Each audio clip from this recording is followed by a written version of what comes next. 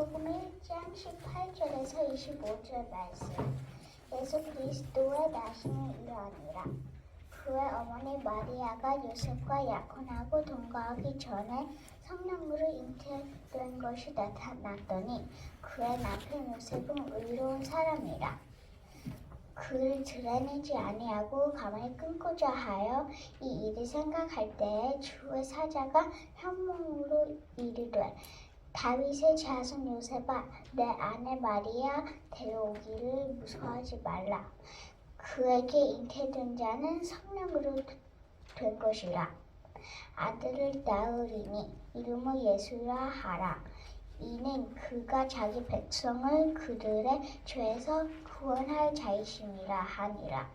이 모든 일이 된 것은 주께서 선지자로 하신 말씀을 이루려 하심이니 보라 처녀가 잉태하여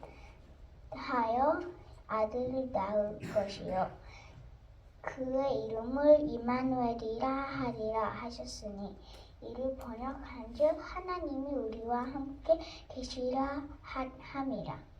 요셉이 잠에서 깨어 일어나 주의 사자의 분부대로 행하여 그의 아내를 데려왔으나 아들 낳기까지 동침하지 아니하더니 낳음의 이름을 예수라 하니라.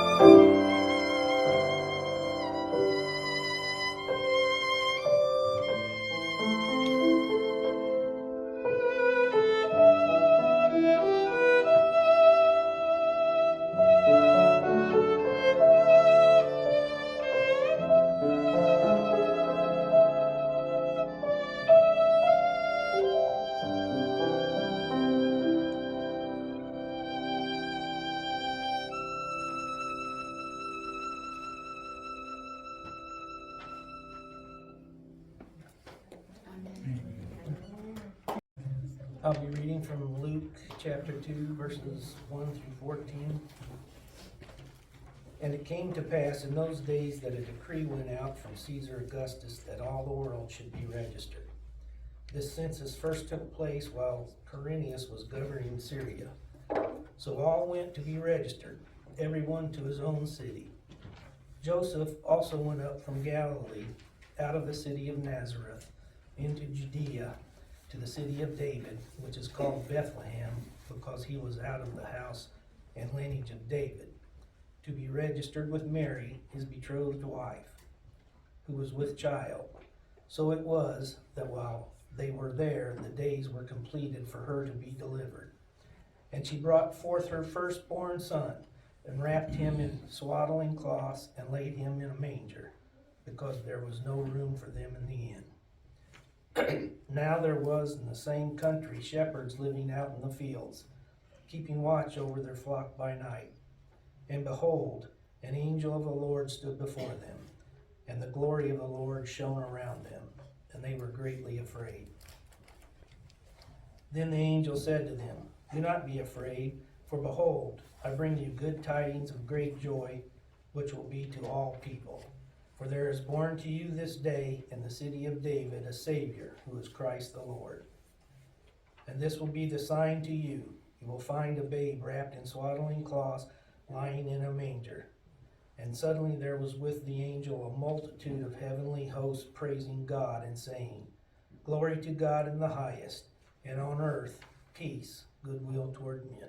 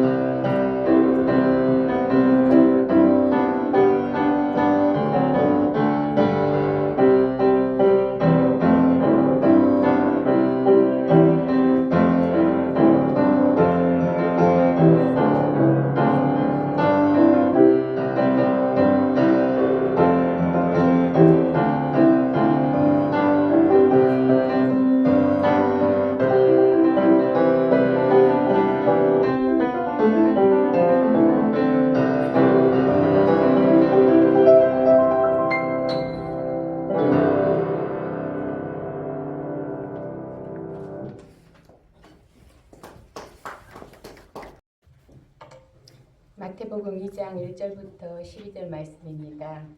헤로드 왕 때 예수께서 유대 베들레헴에서 나심에 동방으로부터 박사들이 예루살렘에 이르러 말하되 유대인의 왕으로 나신 이가 어디 계시냐?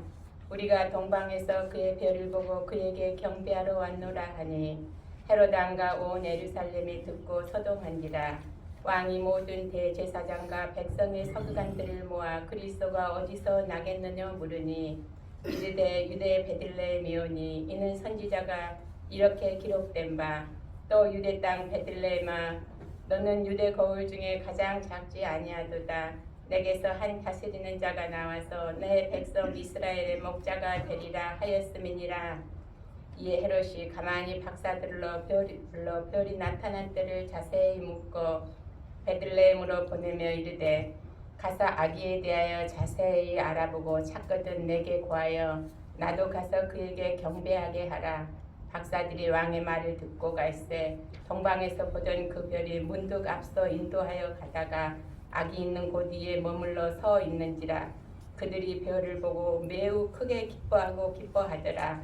집에 들어가 아기와 그의 어머니 마리아가 함께 있는 것을 보고 엎드려 아기께 경배하고 보배함을 열어 황금과 유황과 몰약을 예물로 드리니라.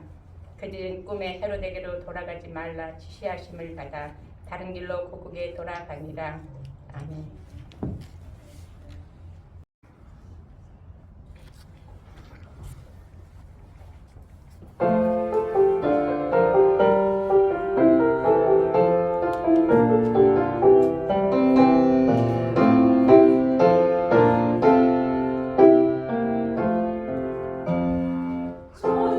천사들의 노래가 하늘에서 들리니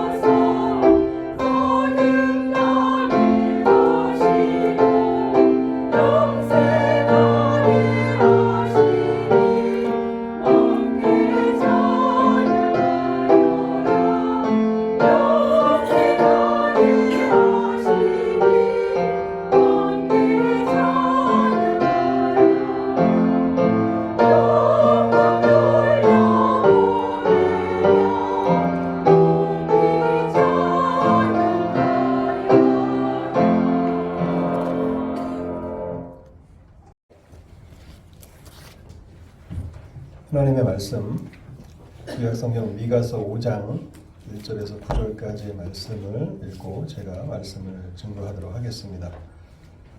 구약성경 미가 5장 1절에서 9절까지의 말씀을 읽도록 하겠습니다. 구약성경 1294쪽에 있습니다.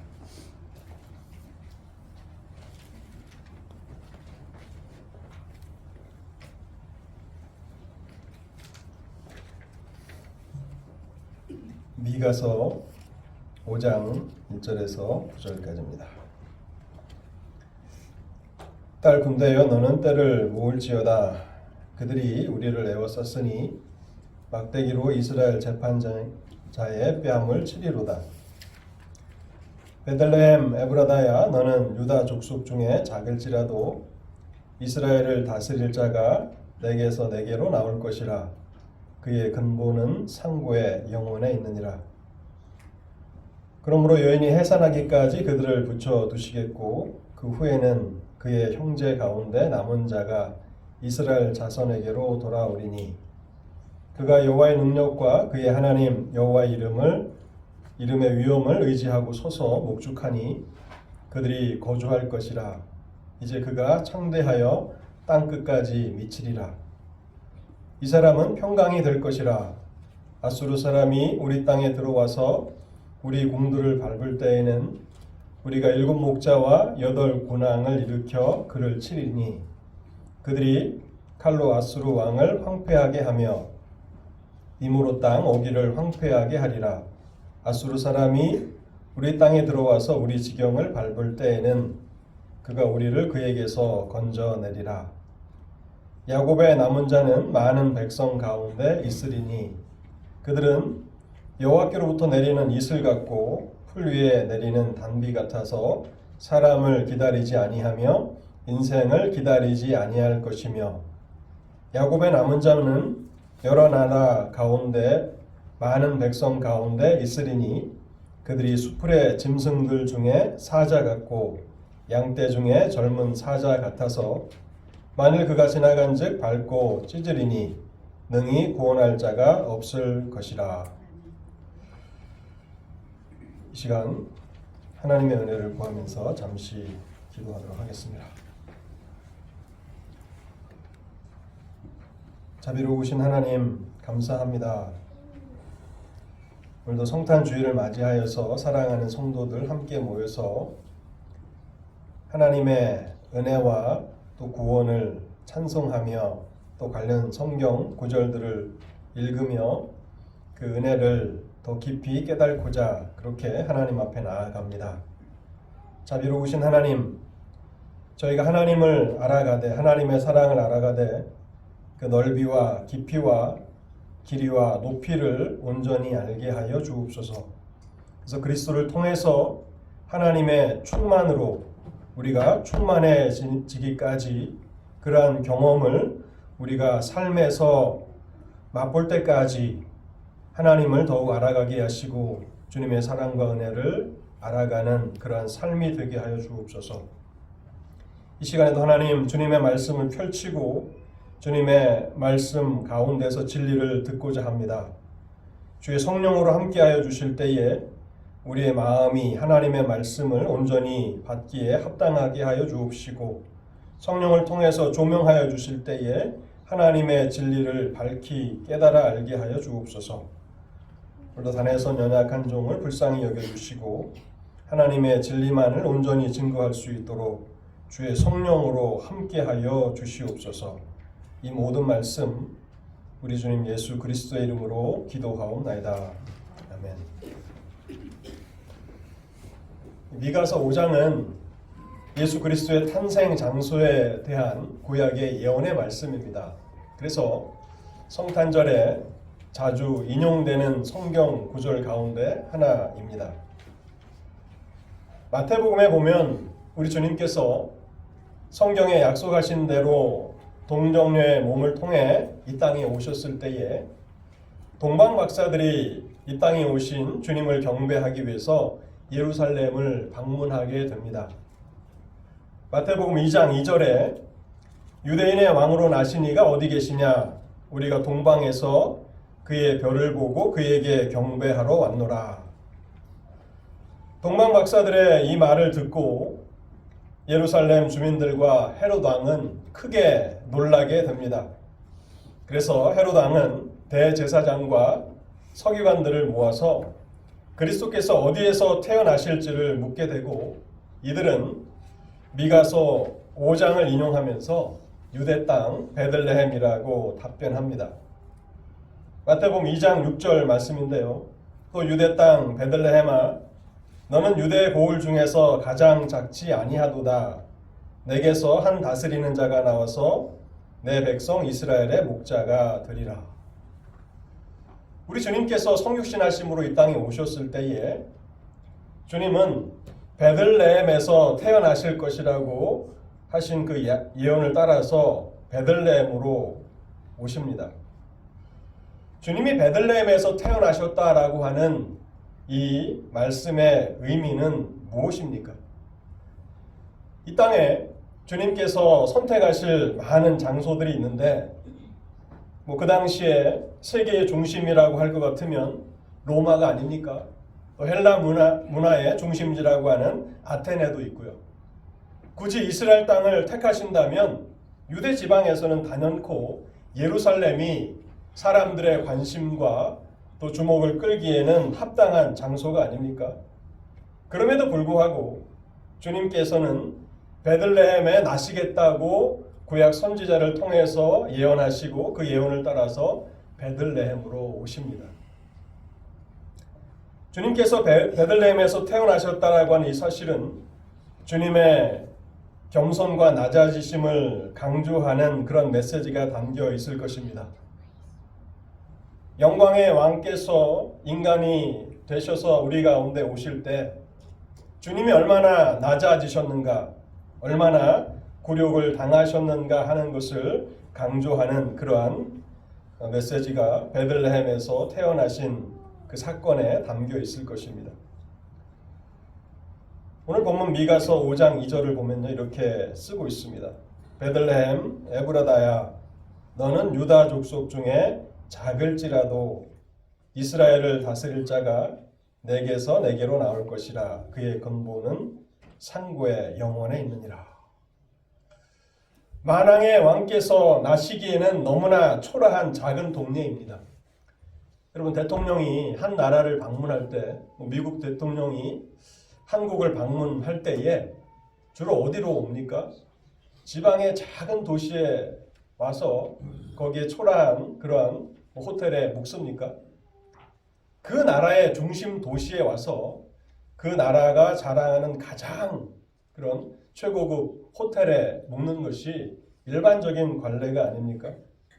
주님은 유다 족속 중에서도 지극히 작은 베들레헴에 오셨다고 성경은 기록하고 있고, 우리가 그것을 또 찬송 가운데서도 되뇌이면서 하나님을 찬송하고 있습니다. 이것은 성육신으로 하여금 주님이 얼마나 낮아지시고 또 굴욕을 당하셨는가를 강조하는 측면이 있습니다. 뿐만 아니라 베들레헴이라고 하는 그 지명의 의미에서 우리는 메시지를 찾아야 할 것입니다. 여러분 잘 아시는 대로 베들레헴이라고 하는 이 말은 떡집, 빵집이라는 그런 의미를 가지고 있습니다. 베트라는 말과 레헴이라고 하는 히브리어의 조합인데요. 베틀레헴, 그래서 집, 빵집, 떡집이라는 그런 의미를 가지고 있습니다.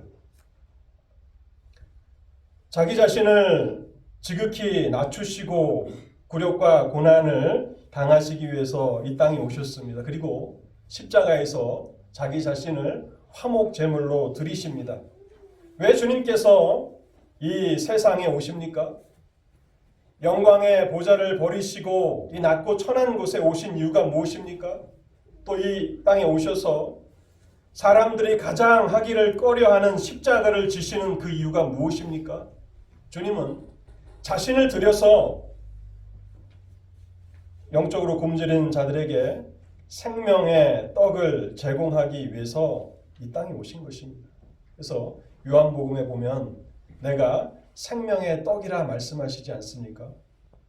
자기 자신을 깨트려 생명의 떡으로 제공하시기 위해서 오신 주님께서 베들레헴 떡집에 오신 것은 너무나 당연한 것이 아니겠습니까?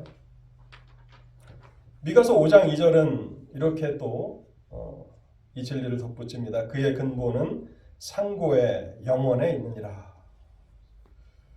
동정년을 통해서 베들레헴 어린아이로 태어나신 주님은 신성을 가지신 하나님이시다라고 선포하고 있는 것입니다.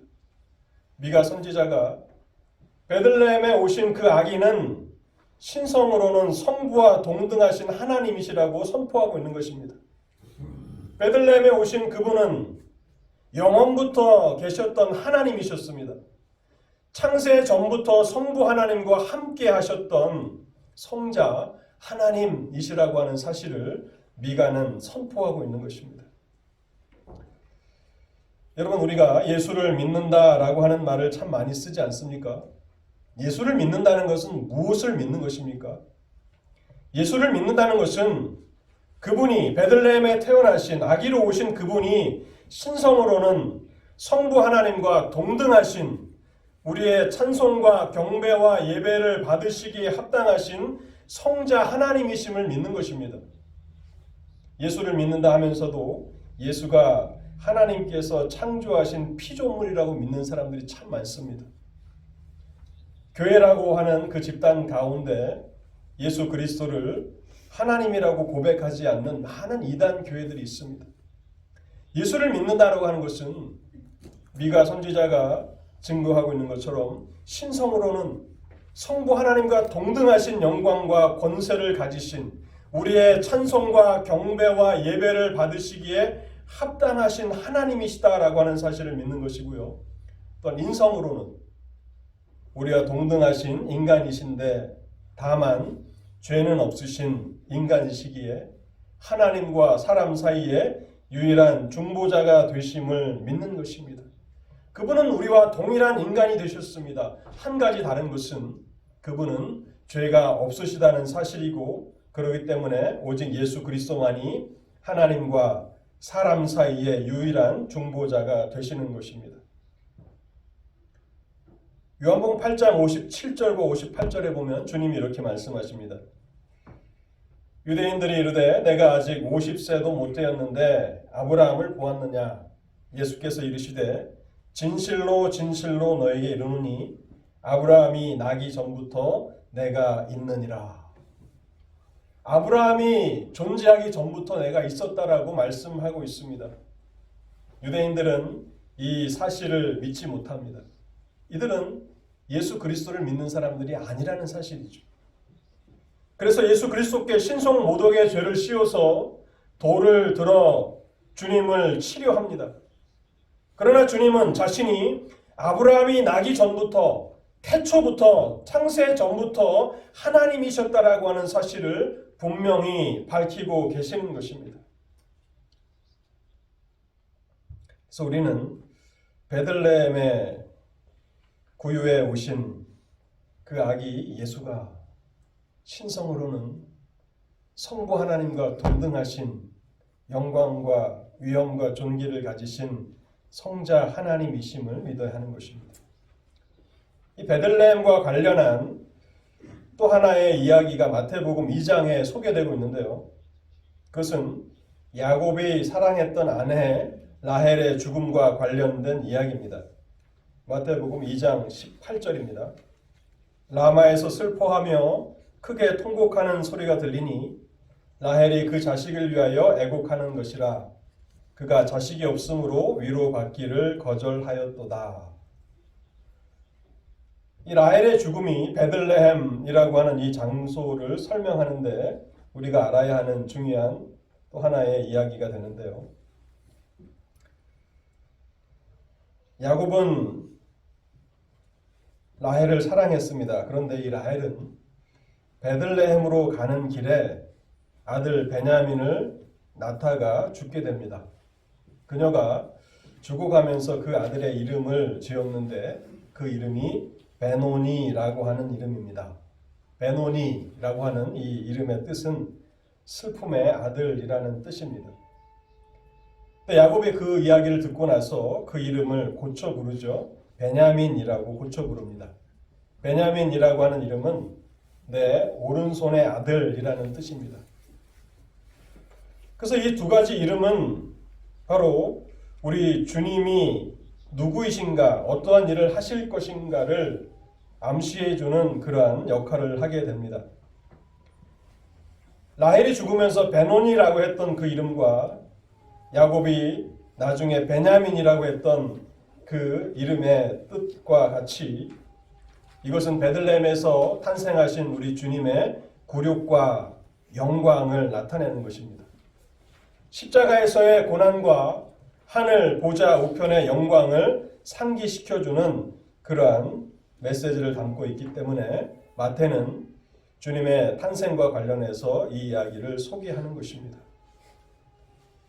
베들레헴에 오신 아기 예수는 고난받는 슬픔의 사람이십니다. 또한 동시에 하나님의 권세와 영광의 아들이시다라고 하는 사실을 강조하는 것입니다. 다시 미가서 5장으로 돌아가서요. 4절과 5절에 보면 이렇게 말씀하고 있습니다. 그가 여호와의 능력과 그의 하나님 여호와의 이름의 위엄을 의지하고 서서 목축하니 그들이 거주할 것이라. 이제 그가 창대하여 땅끝까지 미치리라. 이 사람은 평강이 될 것이라. 우리 주님을 묘사하는 그 묘사 가운데 가장 아름답고 영광스러운 묘사가 있다면 그것은 평강의 왕이라고 하는 표현일 것입니다. 미가서 5장에서 그 사실을 빠뜨리지 않고 있습니다. 이 사람은 평강이 될 것이라. 우리 주님은 궁극적으로 그 백성들을 평강으로 인도하시는 목자가 될 것입니다. 그런데 그 이전에 주님은 굴욕과 고난을 받으셔야 합니다. 하늘 영광을 버리시고 이 땅에 오신 주님은 유대의 작은 고을 베들레헴으로 오셨습니다. 여관에 묵을 방이 없어서 고유에 누이셨지만 주님의 고난과 굴욕의 삶은 여기서 끝쳐지지 않습니다. 그 이후에 율법에 순종하는 삶을 사셨고 그리고 결국에는 십자가에서 고난을 받으시고 죽임을 당하십니다. 바로 이 내용이 미가서 5장 1절에 있는 그런 내용입니다. 사실 성탄절을 맞이할 때마다 제가 항상 신약의 복음서의 본문을 설교하다가 미가서 5장을 설교하게 됐는데요. 아마 5장에 있는 내용을 다 살펴보지는 못할 것입니다. 그렇지만 주님의 고난과 영광이라고 하는 주제 가운데 몇 가지를 살펴보려고 하는데요. 5장 1절이 바로 주님의 고난을 암시하면서 쓰여진 그런 말씀입니다. 미가서 5장 1절을 제가 다시 한번 읽어보겠습니다. 딸 군대여 너는 때를 모을지어다. 그들이 우리를 애워쌌으니 막대기로 이스라엘 재판자의 뺨을 치리로다. 왕이 뺨을 맞게 될 것이라고 예언하고 있습니다. 참 믿기 어려운 그런 말씀이지 않습니까? 왕이, 이스라엘의 영광이, 이스라엘의 주권자이며 재판자가 뺨을 맞을 것이라. 이것은 이스라엘의 왕이 수치와 굴욕을 당할 것이라는 그런 말입니다. 그런데 이 예언의 말씀이 유다의 마지막 왕 시드기야를 통해서 1차적으로 성취됩니다. 예루살렘이 바벨론에 의해서 포위되고 함락되기 직전에 사람들은 두려움과 절망 가운데 빠져 있었습니다. 유다의 왕 시드기야도 가족들과 그를 따르는 몇몇 장관들을 대동하고 몰래 예루살렘을 빠져나와서 광야로 달아나게 됩니다.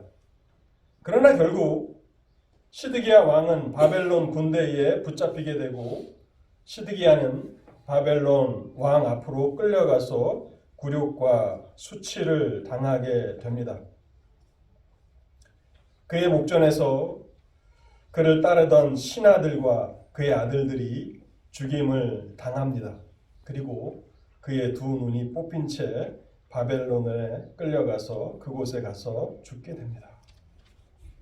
근데 미가서 5장 1절에 있는 이스라엘의 주권자가 뺨을 맞을 것이라고 하는 이 예언은 시드기야를 궁극적으로 염두에 두며 쓴 말씀은 아닙니다.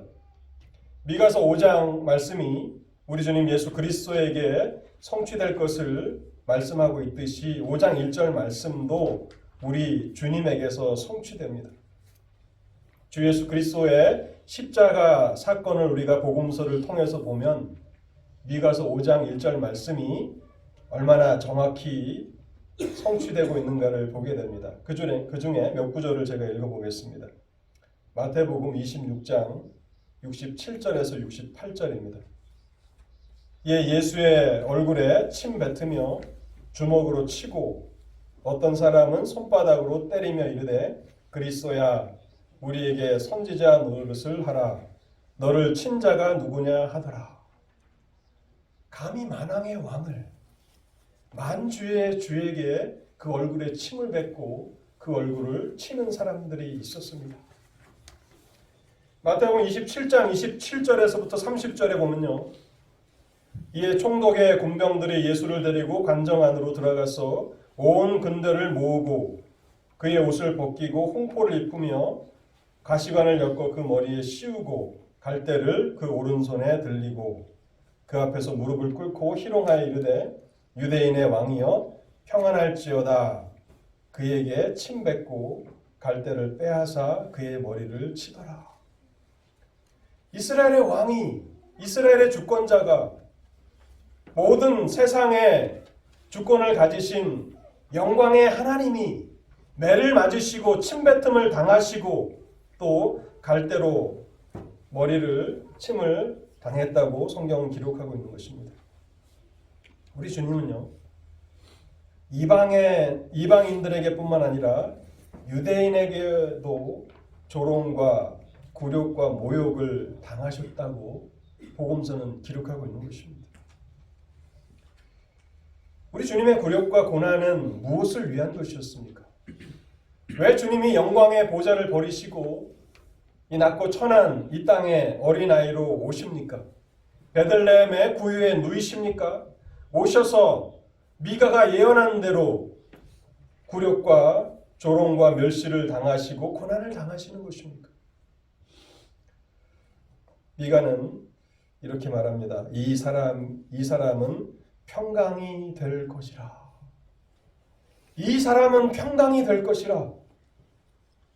바로 여기에 주님의 오심의 핵심 메시지가 담겨져 있는 것입니다. 왜 주님이 이 땅에 오십니까? 이 사람이 평강이 될 것이라. 여러분, 이 땅에는 많은 물질로 풍성합니다. 경제가 어렵다고 하지만 사실 먹을 것이 없어서 굶어 죽는 사람보다도 마약에 빠져서 술에 취해서 죽는 사람들이 훨씬 더 많을 것입니다.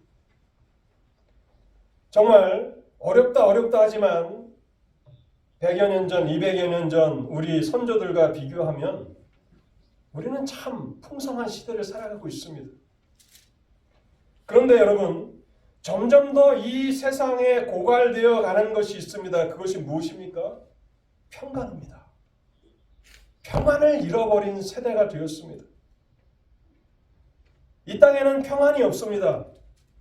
물질로 또 많은 그런 쾌락거리들로 충분하지만 그러나 이 땅에 진정한 평안이 없습니다. 죄인의 삶에는 평강이 없다고 말씀하신 하나님의 말씀이 문자 그대로 실현되는 그러한 시대를 우리가 경험하고 있습니다. 여러분, 죄는 우리를 하나님으로부터 분리시킵니다. 그리고 우리의 마음에 하나님에 대한 적대감을 품게 합니다. 그래서 하나님을 적대하는 한, 이 세상이 여전히 하나님을 반대하는 한 이 땅에 진정한 평화가 없습니다. 유엔이 있고 많은 정치인들이 있습니다. 그 사람들이 다 무엇을 하는 사람들입니까? 평화를 위해서 일하는 사람입니다. 그런데 한 번도 유엔이 창설된 이후에 이 땅에 전쟁이 그치고 평안을 이룰 때가 없습니다.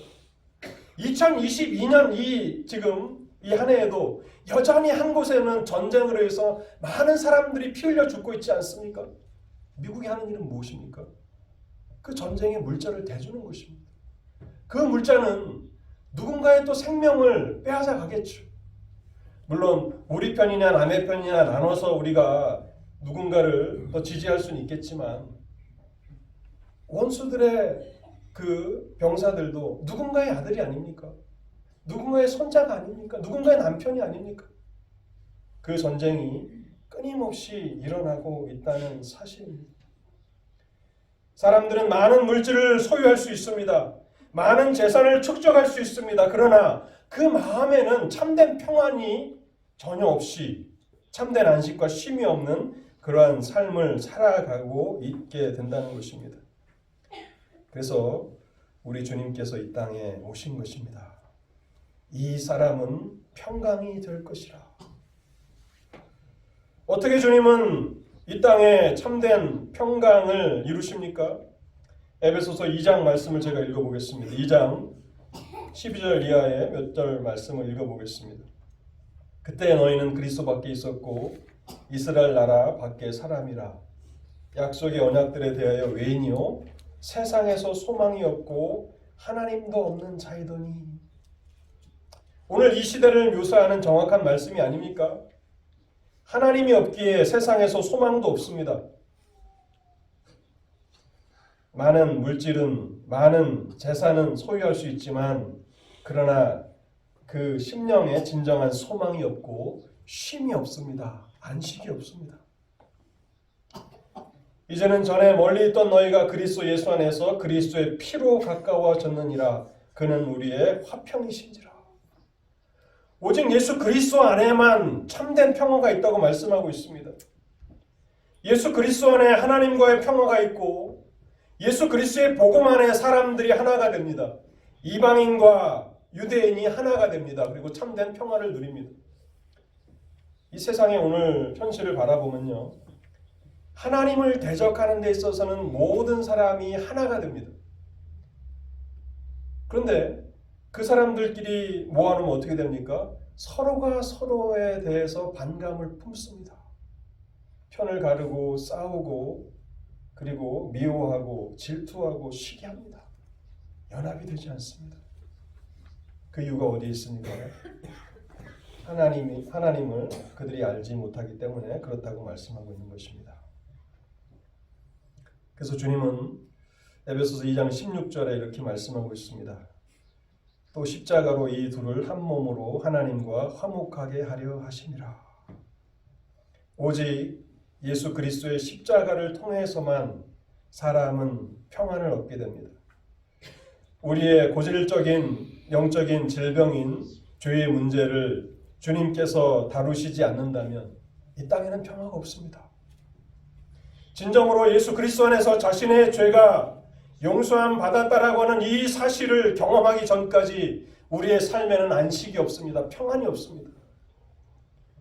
그 사실을 주님은 너무나도 잘 아시기 때문에 영광의 아들이, 그 오른손의 아들이, 하나님 보좌 우편의 영광과 권세를 가지신 아들이 베들레헴에 오신 것이고, 베들레헴에 오셔서 율법에 순종하는 삶을 사시고 결국에는 십자가를 지시기 위해서 유대인과 이방인들에게 굴욕과 조롱과 멸시를 당하십니다.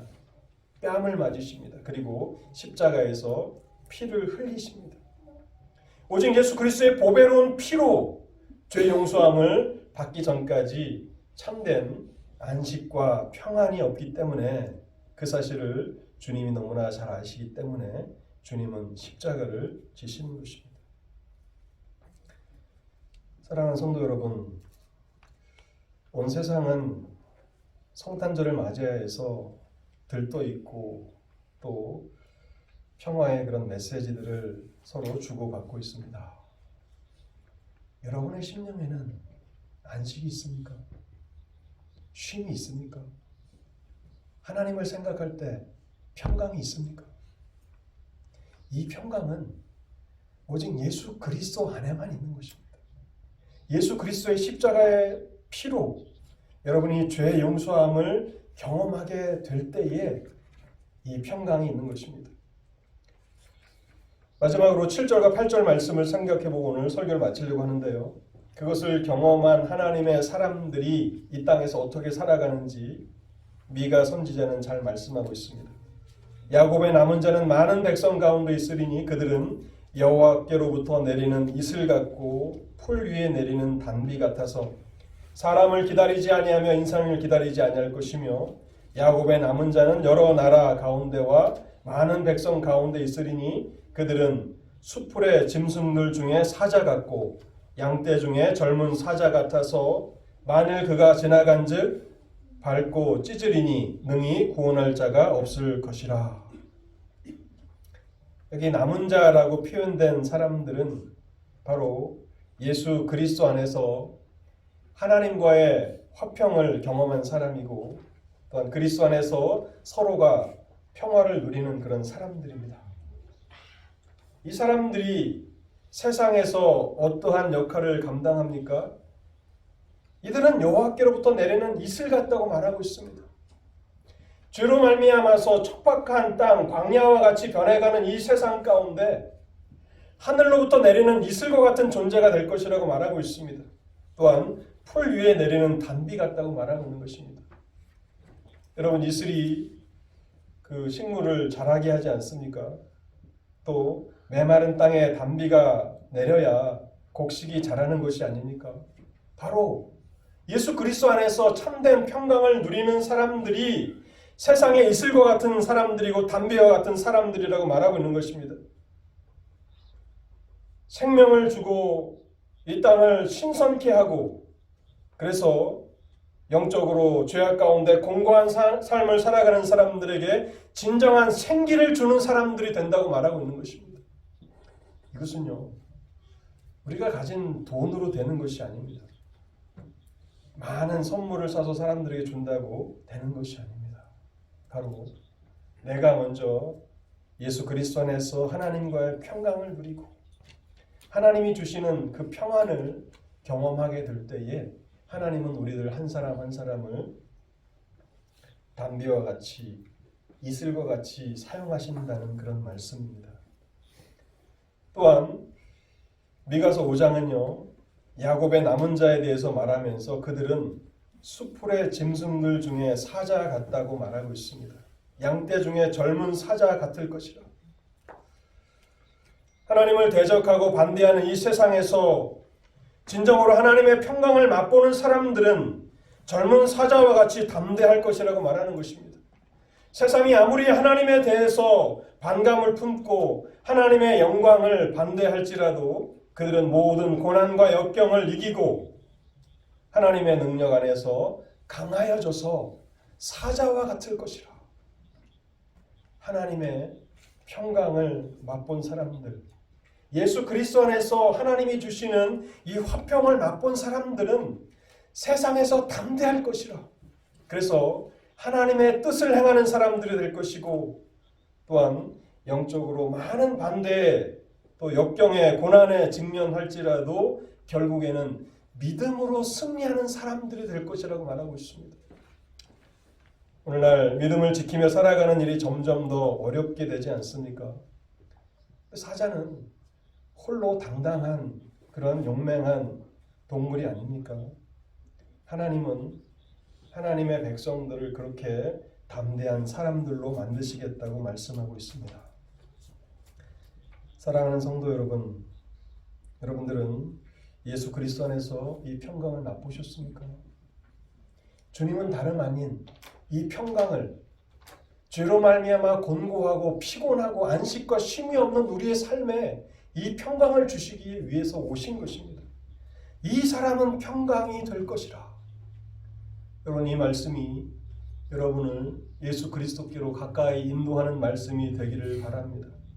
이미 평강을 맛보신 분들은 더욱 이 평강을 통해서 이슬과 같고 담배와 같은 삶을 살게 해달라고, 또 많은 역경과 고난 가운데 있을지라도 사자와 같이 그렇게 용맹한 믿음의 사람들이 되게 해달라고 간구하실 수 있기를 바랍니다.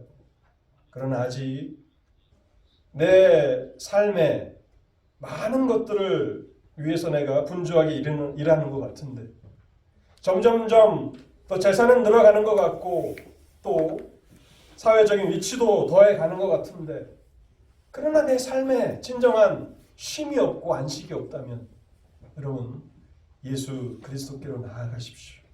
그분은 곤고한 인생에게 평강을 주시기 위해서 이 땅에 오신 것입니다. 그리스도의 십자가를 바라보십시오. 그리스도께서 왜 십자가에 달리셨는지 그것을 곰곰이 묵상하십시오. 그리고 그분의 피로 여러분의 죄가 용서함 받기까지 그리스도를 붙드십시오. 그렇게 된다면 여러분도 주님께서 주시는 이 평강을 마음에 경험하게 될 것입니다. 우리 같이 기도하시겠습니다.